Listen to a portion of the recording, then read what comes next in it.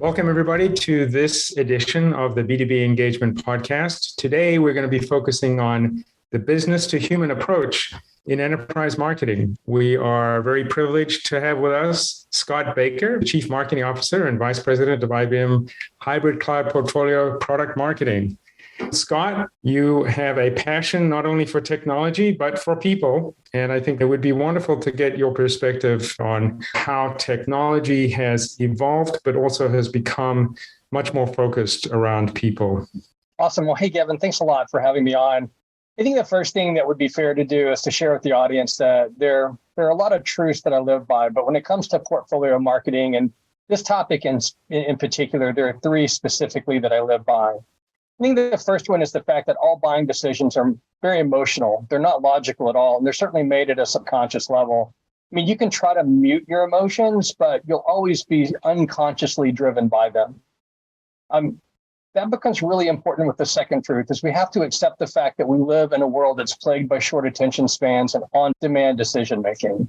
And I think the third thing then is probably the scarcest resource that we have on the planet today is our customers' attention. So that means the company that gets your attention is likely the company that's going to win. Traditional business to business and business to consumer kinds of marketing, they're treated as two fundamentally different approaches. B2B marketing has a reputation of being very fact-based. It's very formal, it's somewhat distant, and it can be a bit cold and clinical.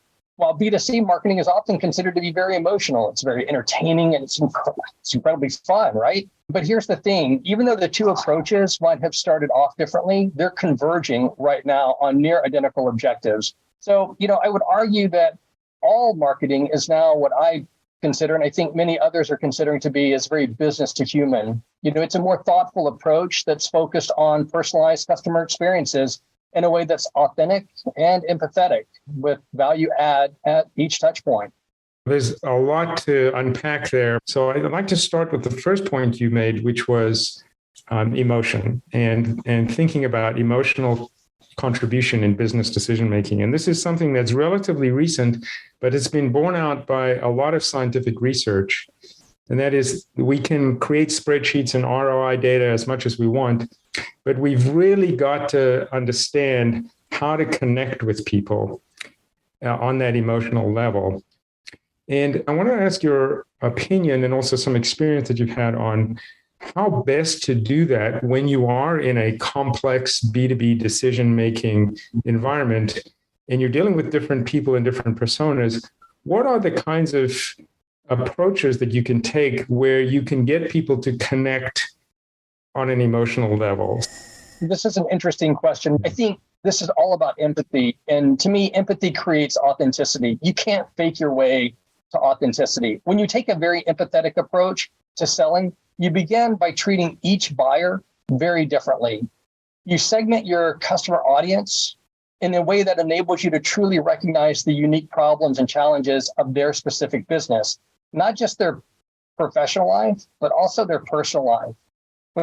They're making a recommendation that will have a long-lasting approach to the worth and the value that they provide to the business based on the recommendations and the research that they're doing. By really focusing on them and delivering what affects their personal life as well as their personal goals, you're doing this in a way to build trust for them. So before you can even get a seat at the table in any of the conversations that they're having, you have to prove thoughtful enough to become a true and trusted advisor for them. Imagine this, your phone rings as you're working on something incredibly important. You'll glance at the incoming number to see who it is. Question is, do you take the call? And what would cause you to pick up that phone? If you do, it's because you're going to recognize that there's mutual value in that conversation despite the business or the activity that you're working on. You're going to make that time. Because as humans, we simply gravitate to those that we have authentic relationships with, and to those people that are going to add value to whatever it is that we're working on. That's what cuts through the clutter in the lives that we live with today and makes a genuine impact. The best way to approach business to human marketing is to stop selling. Mm-hmm. We get bombarded every single day by countless calls, countless emails. I mean, it is absolutely hard to get yourself noticed when you're trying to sell. But if you take that empathetic approach and you use the range of skills that you have to truly look at the problems and the needs and the desires of the people that you're trying to reach to, and act more as a trusted advisor, a consultant, a guide, a friend. I think your career, having started out as a software expert and worked on programs for NASA and the International Space Station, and then moving into technology businesses and B2B, you've certainly shown that there's a capability to adapt as an individual. But I think as a profession, we need also to learn how to adapt. And this shift that you've talked about to being very empathetic to the person that we're dealing with, that is a shift, and that requires the ability to adapt and change. And I think that as an industry, it's been challenging for marketers, particularly B2B marketers, to change what they're doing. And I think that takes some courage. And that is an innate capability, or at least characteristic, that points to a psychographic rather than a demographic. And so when you talk about segmentation, I think one of the biggest challenges that B2B marketers have had is to include, if not predominate, psychographics in their segmentation rather than just demographics. Because as we point to the emotional decision-making, those psychographics are going to be the key drivers of those emotional connections. Yeah. You're absolutely right. That's the essence to me of business to human interaction. And I can tell you from firsthand experience at IBM, it is changing the way that we are having conversations. And it is having a dramatic impact on not just the marketing activities, but the downstream selling experience as well. Well, I think that's a critical point, because in the previous model, the previous paradigm of marketing, which was really push marketing, telling everybody about our products and our features, and wasn't very connective with the individual, there was quite a chasm between sales and marketing, right? And I think that if we are going to connect with that person, then we have to create some fuzziness between the roles of marketing and sales. And we, I think, also have to change the metrics around how marketing is valued in the organization, from MQLs and other things to the business metrics themselves, the strategic objectives, right? Right.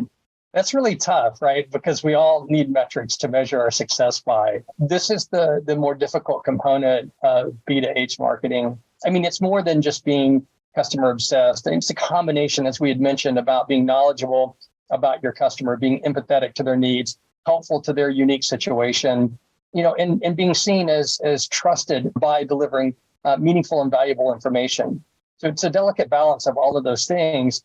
But the outcome that's the most difficult to measure is whether or not at the end of that work, your delivery to the customer is authentic and memorable. And so how do we make that pivot? And I think we use the traditional metrics in marketing that we know today, web visits, engagement rate, conversions to demand, demand being converted to sales qualified leads, et cetera.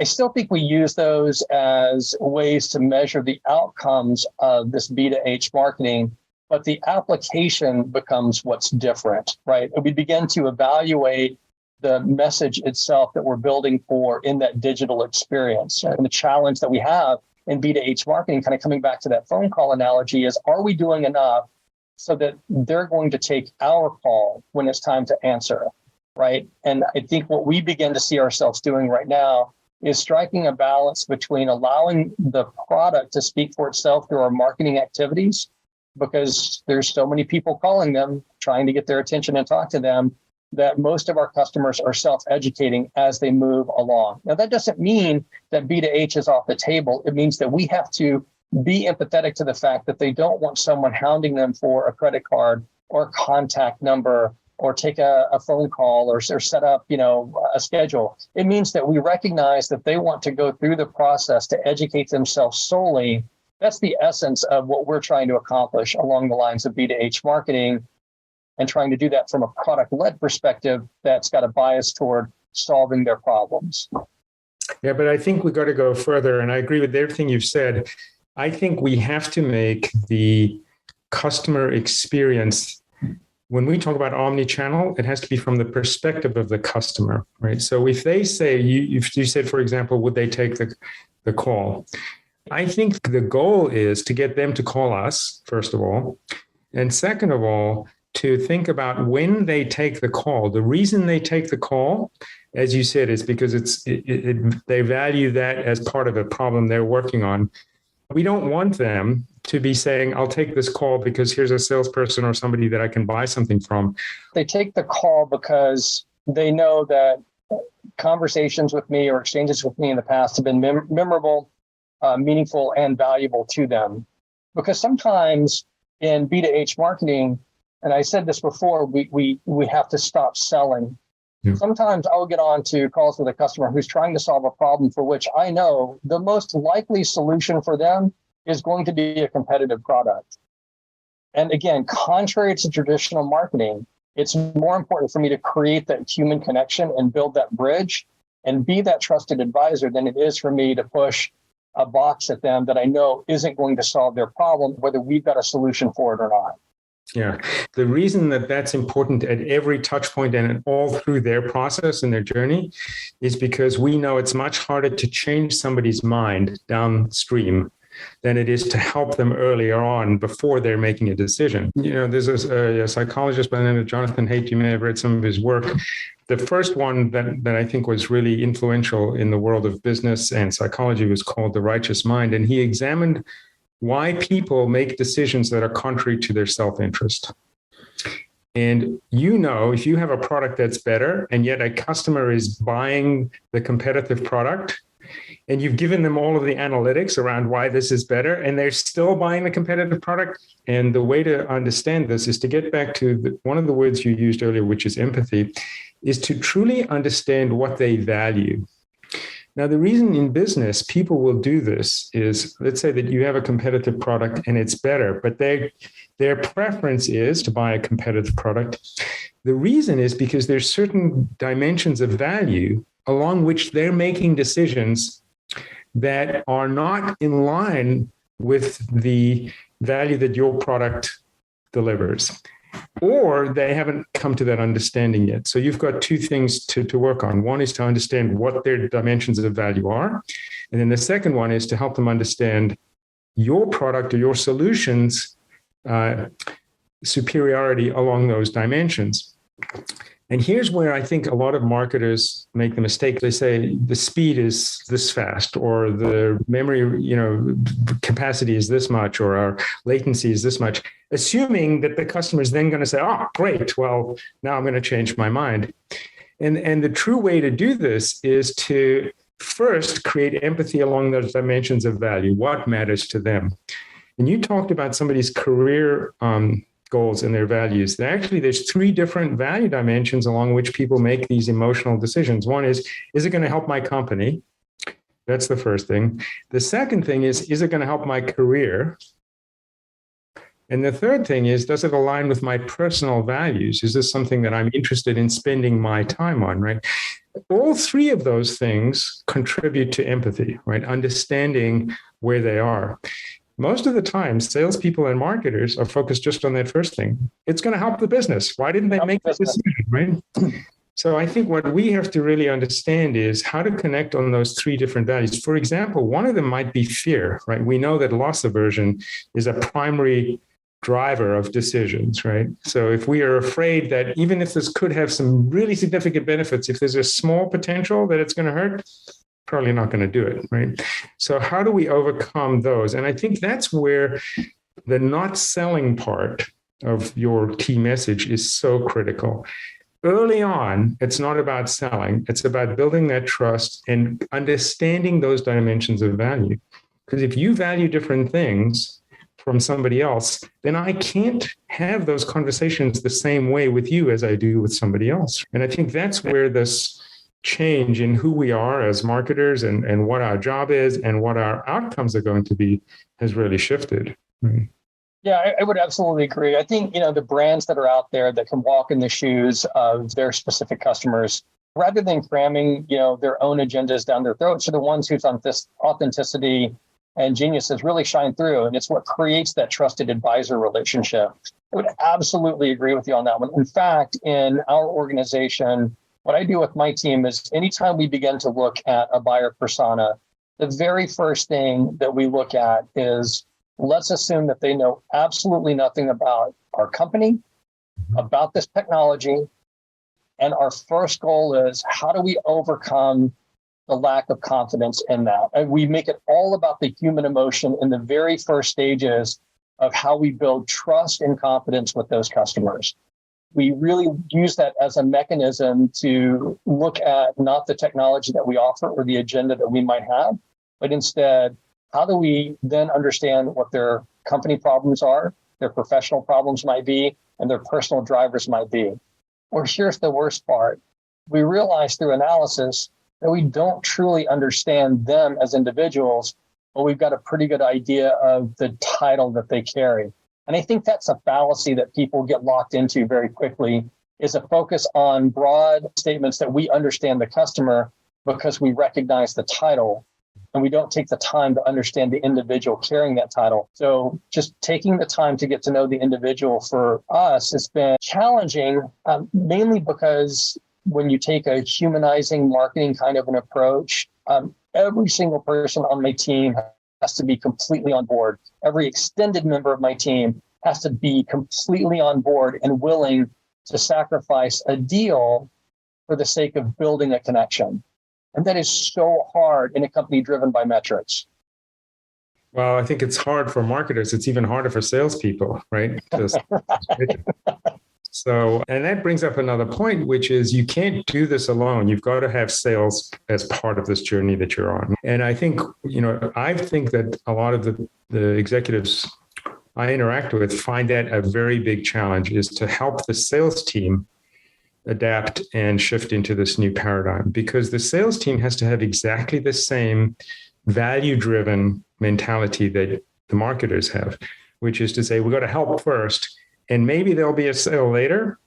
But the big difference is we're going to help the customer from an authentic perspective. How has that been going for you? And what do you think the bigger challenges are in building a people-driven journey collaboration between sales and marketing as we shift to this customer-centric approach? I don't know if it's been easy and successful. What I will tell you is the lessons that I've learned through this process. We have to have a consistent message. We have to have a consistent voice, and it's got to reverberate throughout the company. You set that juxtaposed to, the traditional organizational elements that are coin operated, as people would say about sales, or metrics driven, as people might say about marketing. And those are what you're measured on. That's my livelihood. So I've got to deliver on that. So I've got a job to be empathetic for, right? So this is incredibly difficulty for us. So from marketing to sales to customer success and so on, we know that we have to have consistency in the messaging. We also know that we have to create a cohesive experience. And this is something that I'll honestly tell everyone that's monitoring this podcast, we are still struggling through. This is one of the hardest things that we've ever had to do.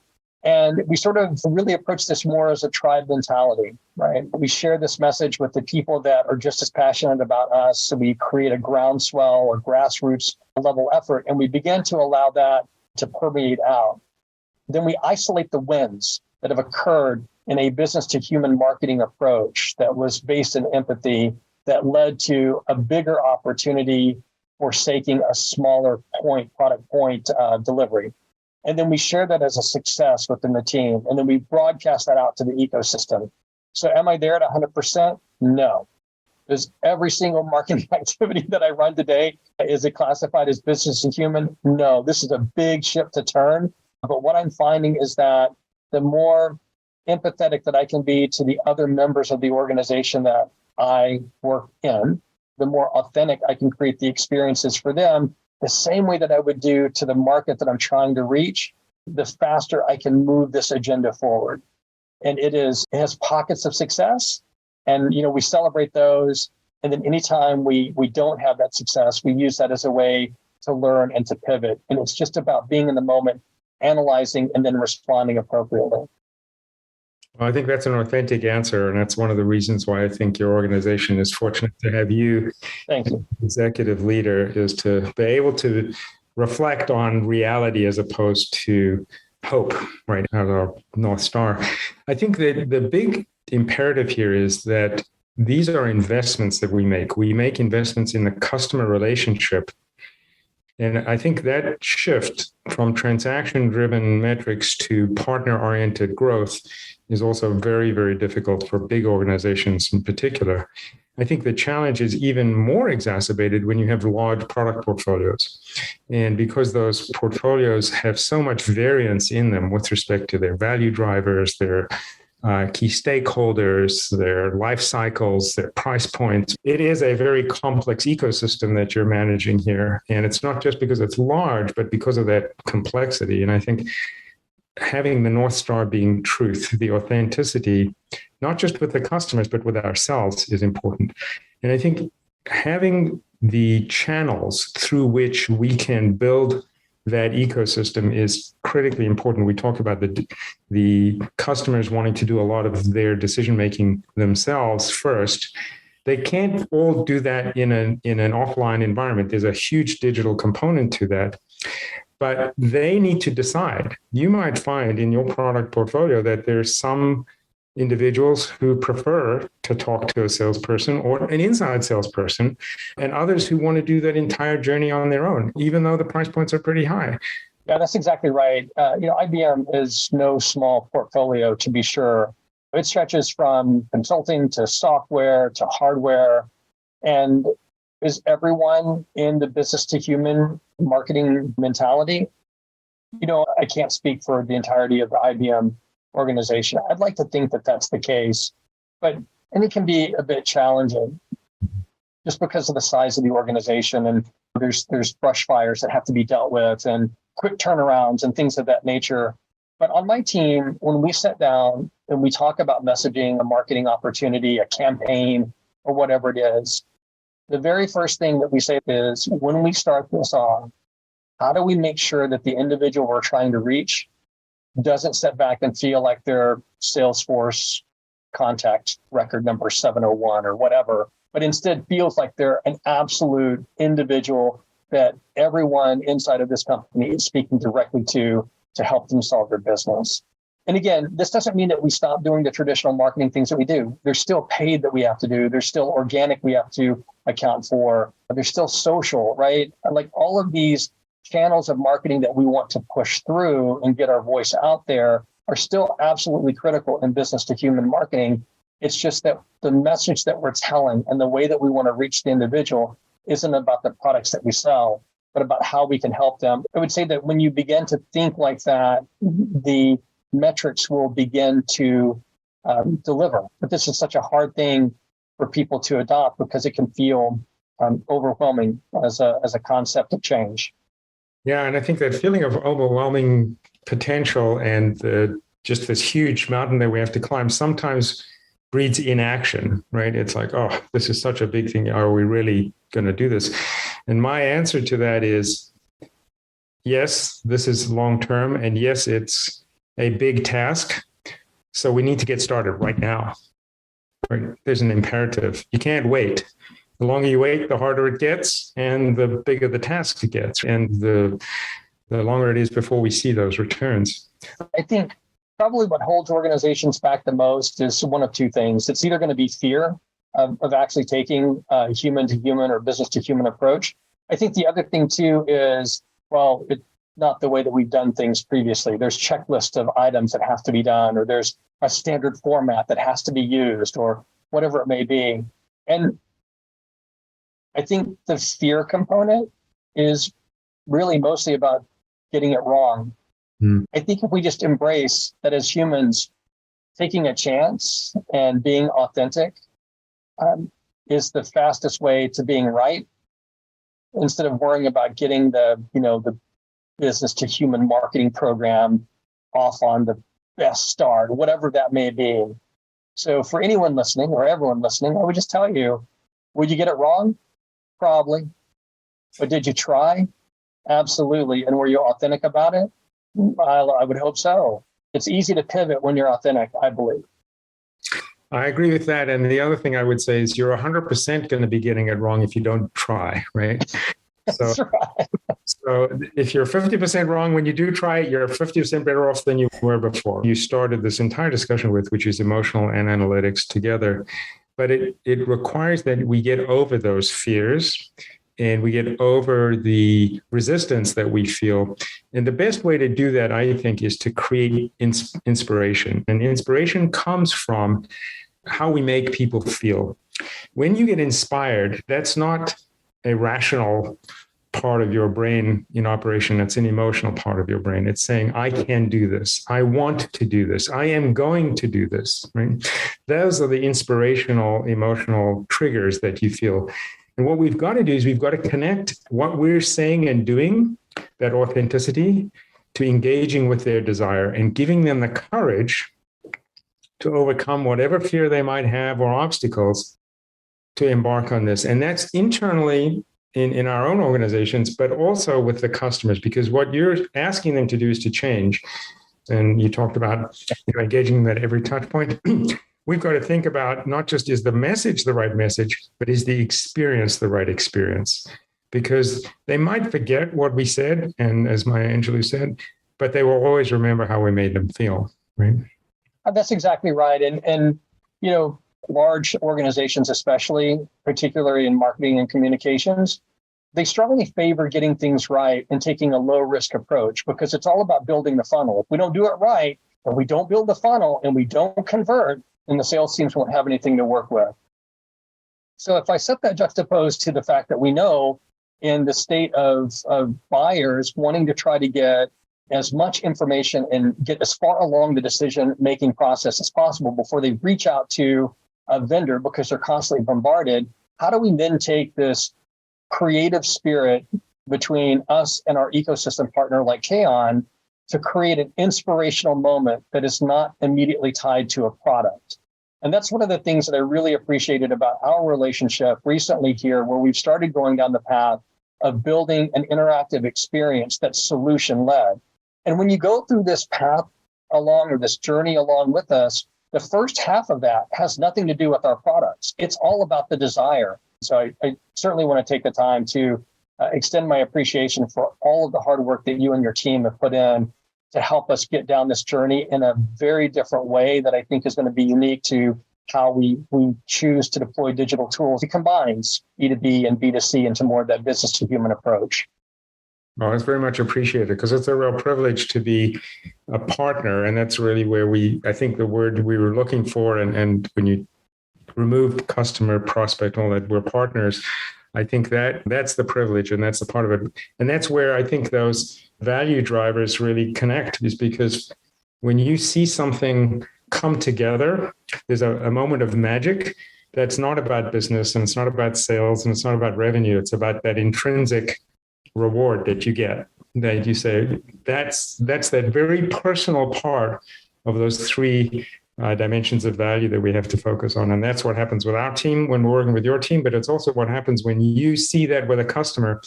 It's before they buy, it's before they engage. It's that moment of understanding and recognition that you've actually helped them, that builds the trust with the company. The technology industry, regardless of where you fit within the market, is incredibly big, but at the same time, it's incredibly small. People move around and they take their experiences with them, and they broadcast good experiences and they amplify bad experiences. So make the first one count. No question. I want to thank you for your time and your insights. I'm sure that everybody listening to the podcast is going to get something very valuable that they will be able to take away and use in their own personal careers. Absolutely. Thanks, Gavin. It's a pleasure to be with you.